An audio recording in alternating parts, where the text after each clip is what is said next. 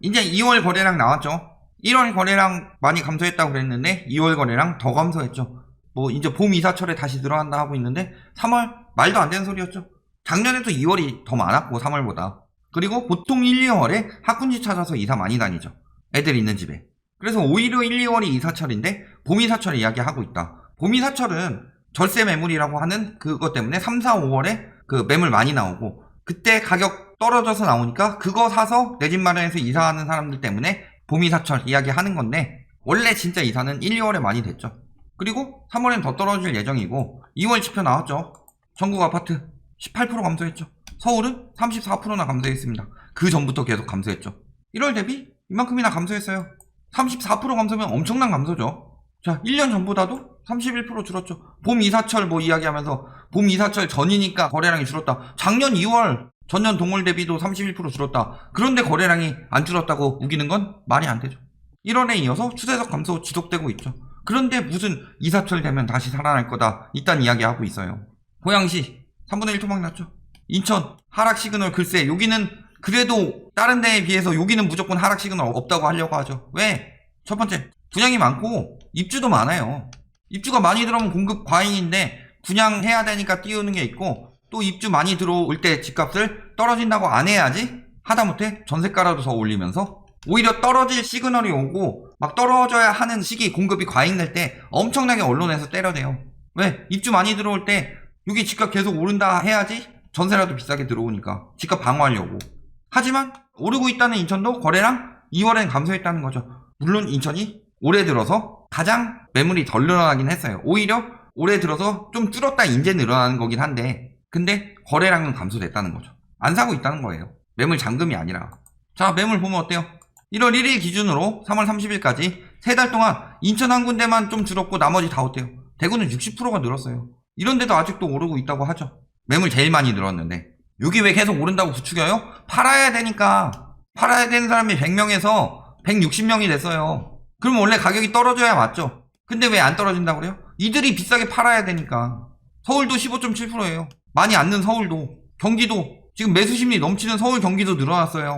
뭐 광주, 울산 투기 많이 들어갔던 울산, 태종도 이번에 공시가격 막 나오면서 매물 쭉쭉 늘고 있죠. 거의 30% 가까이 늘었죠. 계속 올랐다는 부산 웬만한 데 15% 이상 늘었는데 지금 매물 늘어나고 거래량 감소했다. 즉 매물 잠금이라서 거래량 감소된 거 아니고 매수 심리가 떨어진 거죠.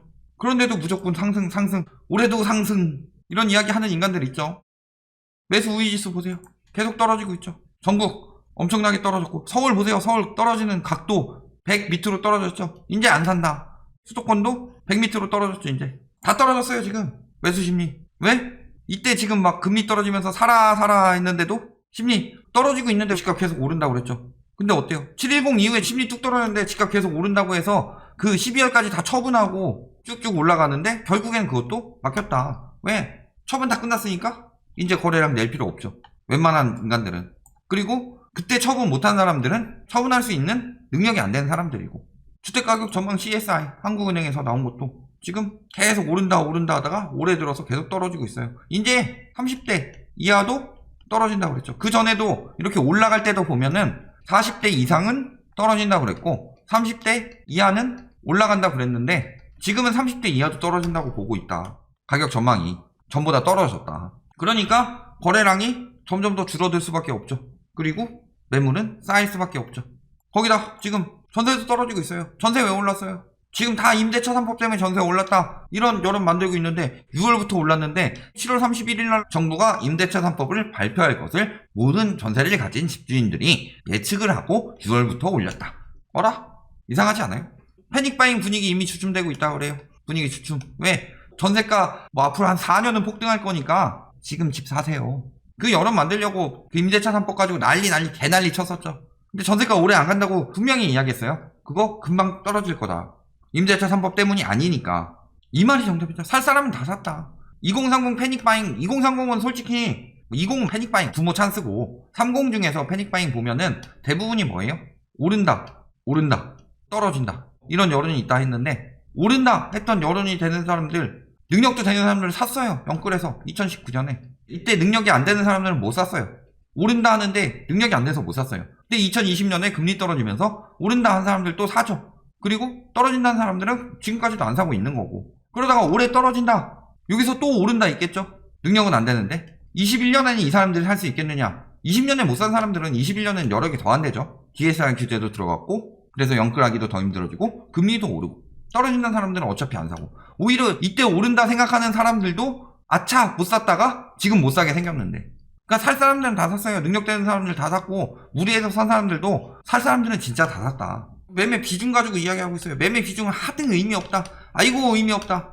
전체 거래량도 줄었는데 30대 매매 비중도 줄었다? 그렇다는 것은 30대 거래량이 급감했다는 거죠. 30대 매매 비중이 높으면은 패닉바잉 하고 있다는 거죠. 그렇다면 무슨 소리예요? 패닉바잉 하고 있다는 거예요? 100채 살 때 30대들이 20채 산 거랑 5채 팔렸는데 30대들이 4채 샀어요.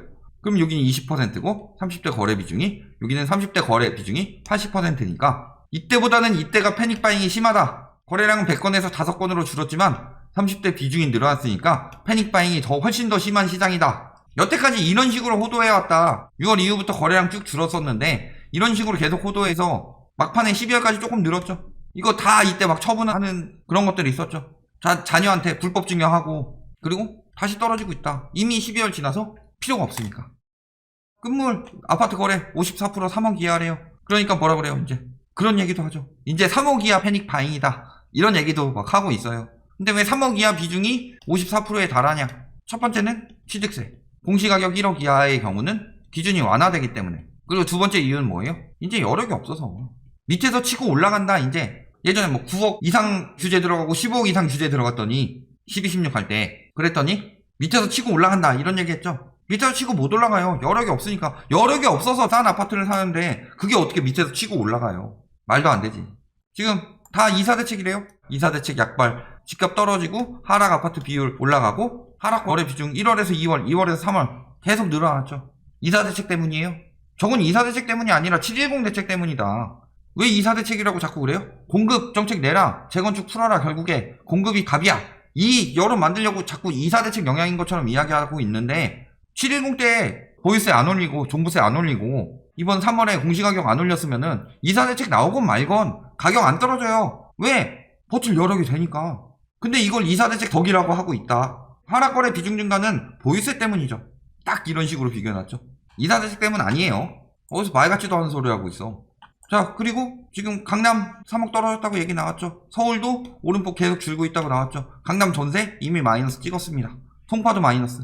특히 강남 실수요들이 살기 좋은 집값, 전세값 계속 오른다는 그곳이 왜 떨어져요? 전세가는 뭐 때문에 올랐어요? 늘 말씀드리지만 금리 때문에 올랐죠.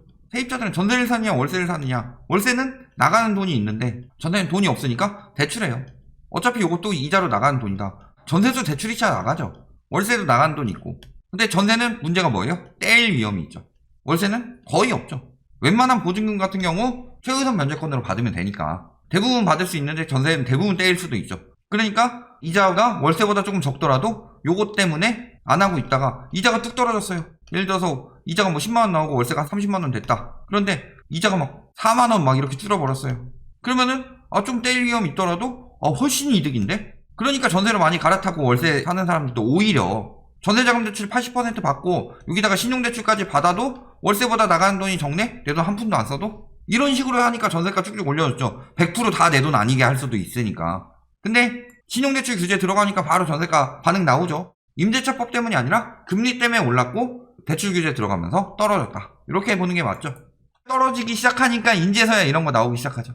전세실종 기후였다. 임대차 3법 때문에 그런다는 여론 그렇게 만들었는데 7월 31일부터 3월 30일까지 6개월이라는 시간 동안에 이런 기사 한 번도 안 나오다가 떨어지기 시작하니까 우리는 정확한 기사를 내는데야. 이제 와서 올바른 기사 내는 척하고 있죠. 우리는 중립적으로 보고 있어. 그때는 이런 여론도 있고 우리는 이런 여론도 반영해. 떨어지고 나서. 늘 말씀드리지만 이제 와서 떨어진다는 전문가들 믿음이 가요? 그러면서 작년까지 계속 사라고 했던 사람들 결국에 고점에 사게 만든 거잖아요. 계속 오를 것처럼 이야기하다가 올해 들어서 태세 전환한 인간들 똑같은 거죠. 저 언론도. 전세가격 지수 어떻게 되고 있어요? 지금 이렇게 언제부터 올랐어요? 6월부터. 5월에서 6월 되면서 이렇게 슥 오르기 시작하죠. 근데 10월부터 갑자기 길게 올라가죠. 왜? 임대차법 나왔는데도 이게 되고 여론이 통하는 것 같으니까 10월부터 엄청나게 때렸죠. 10월에 엄청나게 때렸어요. 임대차 상법 가지고. 그러니까 올랐는데 지금 그 한계 드러내서 상승폭 꺾이고 있다. 이게 월별로 뽑아서 그러지 주별로 뽑으면 더 꺾이는 거 잘 보이죠. 결론, 이사철 아니라서 떨어졌다? 개소리죠. 거래량 줄었다? 개소리죠. 심리 3월 되니까 더 줄었죠. 거래량 마찬가지고. 철이라고 보기에는 작년 대비해도 많이 줄었다. 그 다음에 전세가도 마찬가지고 이미 매매 하락 단지들 나오고 있죠. 앞으로 거래량은 더욱 감소할 것이다. 거래 절벽 심화될 것이다. 근데 이런 여론 만들어요. 거래량은 떨어졌어도 집값은 안 떨어진다. 거래량이 먼저 떨어지고 그 다음에 집값이죠. 이미 하락하고 있는 단지들도 나오고 있지만 거래량이 먼저 떨어지고 그 다음에 집값이 떨어지죠. 거래량이 떨어질 것을 예측해서 미리 싸게 내놓지는 않는다는 거죠. 거래량이 떨어져서 안 팔리니까 싸게 내놓는 거지. 그런데 막 이제는 뭉뚱그려서 이야기하고 있다. 이제 사람이 하는 말을 막 속이고 있다. 어떤 식으로 이야기했는지. 이렇게 하고 있다는 건 뭐예요? 지금 거래가 안 돼서 똥줄 타고 있다. 그러니까 기다리시면 된다는 거죠.